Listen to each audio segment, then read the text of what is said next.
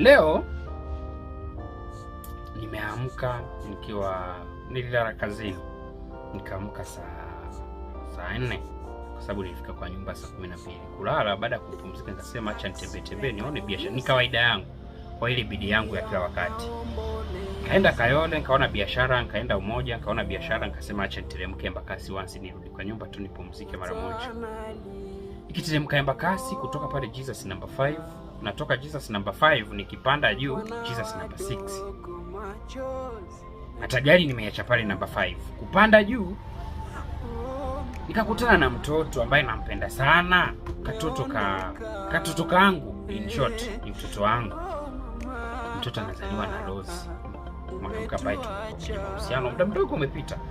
Tukagawa njia kwa ajili ya kutokuelewana kwa njia moja ama ya pili. Mtoto kwenye shauku ya kumuona mtu anamjua na ni muda akajaniona, kakakuja kakikimbia kunihug. House girl kakashautia kakarudi nyuma. Mtoto akafika na kimbia kujificha ndani. Sasa kwa barabara huku ikaniuma sana. Nikamuita my house girl nikamwambia kuja hapa. Kwa nini unafundisha mtoto chuki? Umeambiwa na nani kufunza mtoto chuki? Mtoto wa miaka 3 mko mnamleaje shwari? Lozi nikuulize wewe. Wakati unanichukua ukinipeleka kwako, kuambia mtoto wako huyu ni baba yako. Alikuambia ngo niletee mwanaume unionyeshe baba yangu. Wakati unanichukua ukinipeleka kwa nyumba yako kiambia your house girl, huyu ndo mwenye nyumba hapa. Alikutuma tuletee mwenye nyumba hapa tumuone. Kwa nini una behave kama mtoto akili ya watu wadogo? Mimi sina kuendaga sasa nikijua hao wazima ndo watu machua. Kumbe watu wazima hata wajinga uzeeka.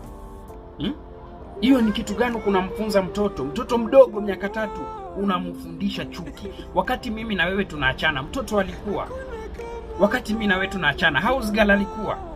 Wakati mimi na wewe tunatofautiana kutokubaliana 1 2 3, walijua. Kwa nini unataka kuchukua zile vitu tulikosania mimi na wewe ulete kwa mtoto? Hiyo ni ungwana shwali. So sasa hii maskini ya Mungu katoto miaka 3 nakafunzaga ukimuona kimbia. Let me tell you something. I swear. JJ bado ana haki. Huyo mtoto huyu bado ana haki ya kuniita dad. Na mimi niko tayari kuitika.